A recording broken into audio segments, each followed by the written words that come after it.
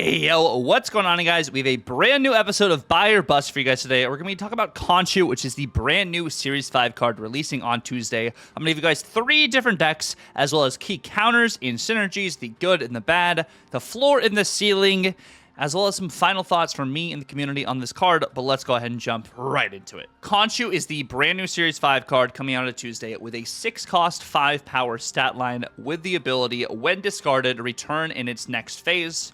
If you do not discard this card, on reveal, resurrect a card you discarded to another location and set its power to 5. So, like, in that sense, its power is going to be set to 5 no matter what. So it works better probably with ongoing cards necessarily than just cards that have flat raw power anyway. So just keep that in mind. But it does return it to its next phase. It does not go in its discard pile. Just keep that in mind. After it is initially discarded, it works more like a Scorn or like an Apocalypse.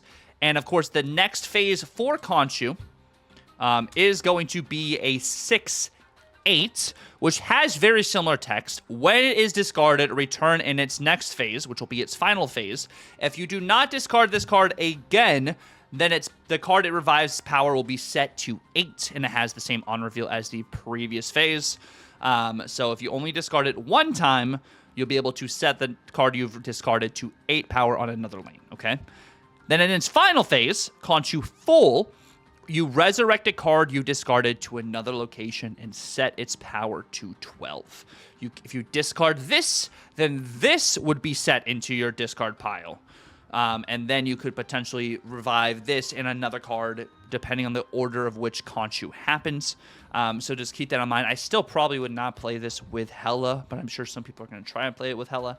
But some of the key synergies for this card, of course, are going to be Lady Sif.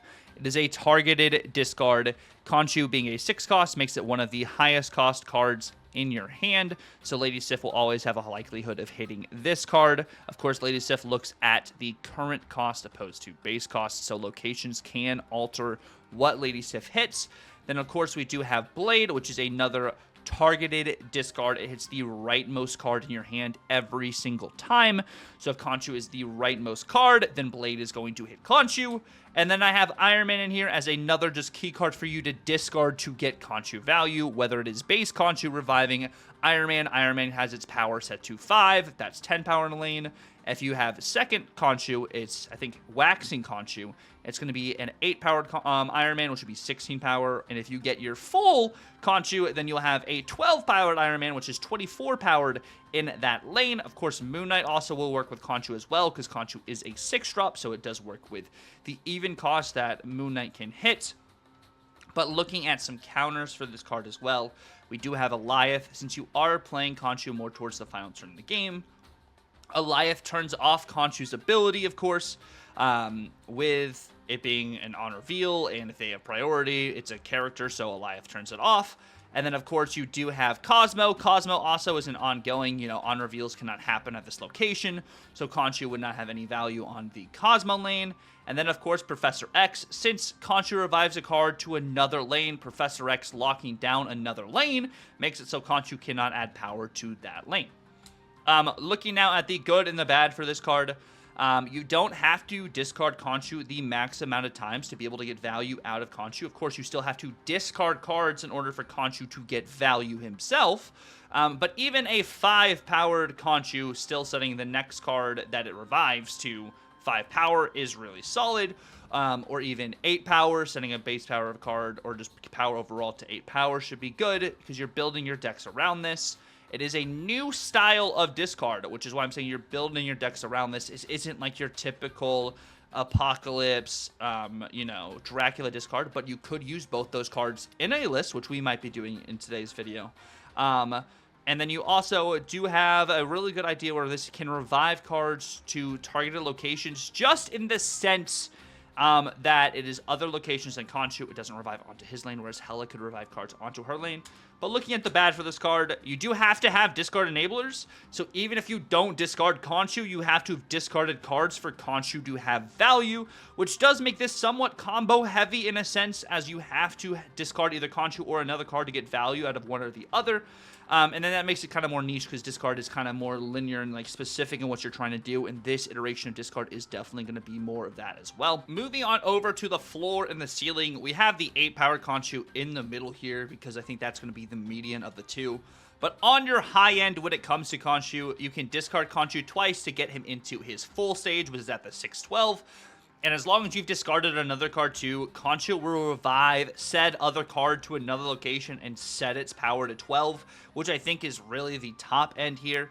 I think on the low end, you draw Khonshu late or you have not discarded any cards. If you haven't discarded any cards, Khonshu's just a 6/5 on the board. If you have discarded other cards, then whenever you play Khonshu on the board, he sets the power of the next card.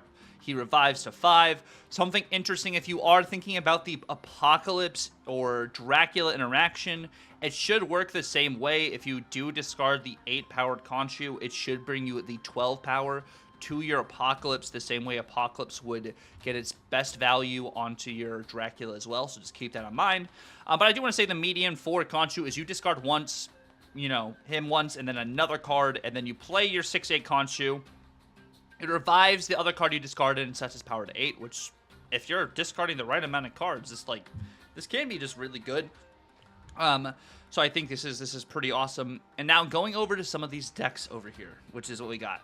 This first deck over here is from the Pixel Society. Shout out to the homie Aurorum. Aurorum has been cooking up some great stuff. We had the Firehawk cook that we were messing around with this past week too. You have a bunch of very interesting lines here. Iron Patriot's just absolutely insane. This card is the most played in Upper Infinite, up there with Shang-Chi, even more than Shang-Chi right now, because there's like no downside with this card. He also included the first Ghost Rider in this list, which is the High Voltage card that is out now. If you guys, High Voltage started yesterday, which has the ability on reveal, discard the lowest powered card in your hand and remove that power from this card. It does not work with negative cards, just keep that in mind. So if you were to discard a Hobgoblin, it does not give 8 power to your Ghost Rider, your first Ghost Rider here. It just doesn't lose any power at all, so keep that in mind. But this is a good target for your Iron Man and your Gore, so it's a targeted discard, which gives you a guarantee for whatever Khonshu is going to hit here, or even if you don't get Khonshu, your other Ghost Rider has value. Your Silver Samurai also hits your Iron Man or your Gore. You have Galacta also for potential Iron Man stuff to be able to give him 3 power to start. You have a bunch of just different lines. You have Zabu to also potentially get your Silver Samurai and your Galacta out early. Lady Sif to hit your Gore or your Khonshu, so you're always discarding something. And you have Rocket and Groot for just power on the board. Blade, another targeted discard. Just a lot of stuff that just goes hand in hand, and good honor reveals for Gore, and your opponent more likely is going to be playing other honor reveals for Gore as well. And then next we have For the Moon. It's kind of a similar all stats list over here, where you have a bunch of 3-drops. The only 4-cost card, or you have 3 even cards overall, I would say, in this list, which is Silver Samurai, Gore, and Khonshu. You have Lady Sif to hit either your Gore or your Khonshu. You have Grandmaster to make that go off again, or your Moon Knight to hit your Gore or your Khonshu, or your Silver Samurai. You're using Luna Snow to potentially use Black Bolt out early, or using a Silver Samurai and your Gore out, or your Stature early. You have a bunch of just different lines I like here, having the extra energy to mess around with. You could also use Luna to kind of block off a lane, so your Khonshu revives a card onto a targeted lane, is what I was thinking as well. And then you're also affecting your opponent's hand with your Moon Knight or your Silver Samurai as well to get stature value. I feel like there's a bunch of just different ways you can mess around with this list. You also have Hydra Bob for just some raw power on the board. Grandmaster makes stuff go off again. So like I was just thinking about a bunch of just different potential lines of this and having extra energy, maybe offsetting what your opponent's trying to do. So kind of an all stat shell here. And then I have kind of a very interesting discard shell here. So you're using Corvus, who's also in Spotlights this week. You also have Dracula in this list, and you have White Tiger and Iron Man. So you have White Tiger also in this list to potentially either play out early or just to have a targeted discard, because even Khonshu bringing back White Tiger at a 5/5 is better than a 5/1, and then you're also playing the Tiger out. or you're getting the Iron Man with the extra, set power, or even getting Dracula back on the board, and you just have Apocalypse in your hand. Like, there's just a bunch of different ways I think you can kind of mess around with this list, and Corvus can get value from discarding Khonshu and Apocalypse, is what I was thinking. Even if it discards some of your enablers, just allowing you to get Khonshu stuff out early or having the extra energy. In this sense, your opponent doesn't have extra energy like you do with Luna Snow, and you're able to use the new Spotlight card. So I thought that was very interesting. But talking about Spotlight cards, this is what we got in Spotlights this week, which we do have Khonshu. Scorn is returning to Spotlights for the first time since her initial release, with Corvus Glaive as well. Corvus Glaive now, of course, is a Series 4 card. When we look at these Spotlights as a whole, of course, this is kind of where it looks like. So the strength of this Spotlight, I think, is a little bit higher because of Scorn herself. I think Scorn is an amazing card, especially if you like discard. She's a great card for the Bullseye shell, for the typical just Dracula shell. I think it's a really good card to open for if you are missing Scorn. Corvus is not necessarily a card I think you need, but it could help with Khonshu, which is why he's in the Spotlights this week. It doesn't make these Spotlights, of course, the most flexible, because discard is very specific in what it does, opposed to just being able to kind of go all over the place, where like Scorn, Corvus, and Khonshu are really narrow, I feel like, the shells. But if you love discard and you are missing Scorn, open this week, because you need Scorn in order to just continue to elevate your discard shells. I don't think you necessarily need Corvus at the moment, but maybe you'll see some better Khonshu shells with Corvus. I do think Khonshu is going to be very fun. I think it's going to be very interesting to see what people build around when it comes to Khonshu, and I think this card can be potentially very interesting.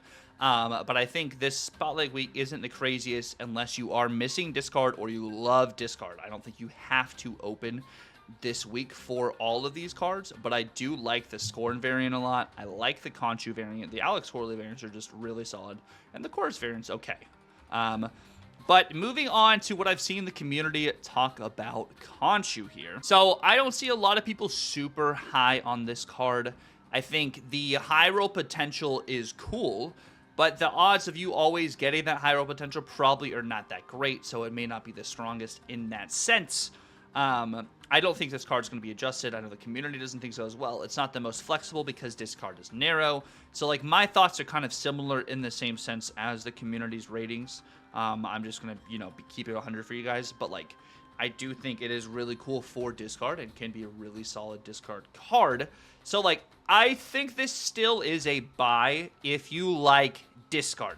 If you do not like discard, I think it's not bad to skip. I think it's kind of wavering the line of a must buy and a must not have. So it's like kind of in the middle, kind of, sort of. I love discard myself, so I'm thinking it is a buy, and I think this is going to be a fun card. But if you don't like discard, I would just skip. I would just try and do something else instead. But with that in mind, at the end of the day, the way you want to play Snap is the way you want to play Snap. Get the cards that you guys want to play, that fit in the list that you guys already enjoy. Or if you want to try new stuff and maybe you like discard, get Khonshu. At the end of the day, the resources are your resources. Spend them the way you want to spend them. And, cards get changed all the time. We do have an OTA on Thursday. Who knows? Maybe some discard cards will be changed. Maybe some other cards will be changed. So, like, anything could happen. If you want to wait till the end of the week, wait till the end of the week. Because, decks get made every single day. And you still can complete Khonshu missions up until the Tuesday of the new season. The new season, yeah, is literally the week after next. So keep that in mind. I'm right about cards. I've been wrong about cards. Us as a community have been right and wrong about cards. So, like, some cards just don't intend or make sense the way we think they're going to. Like, I'm still incredibly high on Fire here. I know a lot of other people maybe are super high on the card. I love the card. And, like, I stand true that I think it's an incredible card. But that's just the way I feel and the way I love to enjoy my decks. And I think, like, in May, she's going to get even more value. But anywho, I do want to say thank you guys so much for watching the video. I really do appreciate all the love and support that we've had on the channel. It's been a blessing. We will be streaming Snap, of course, every Tuesday, Thursday, and Friday. So if you guys want to check out the content live, definitely check out the link down below in the description. We do have drops live at the moment as well, and high voltage stuff going on. So if you guys also need to watch anyone from drops, definitely watch Dance for drops. Rorum's info is also going to be down in the description below. Watch Rorum if you're watching some Snap content as well. I hope you guys have a great and blessed rest of your weekend. Until next time, it's been real. God bless, and Tucker out.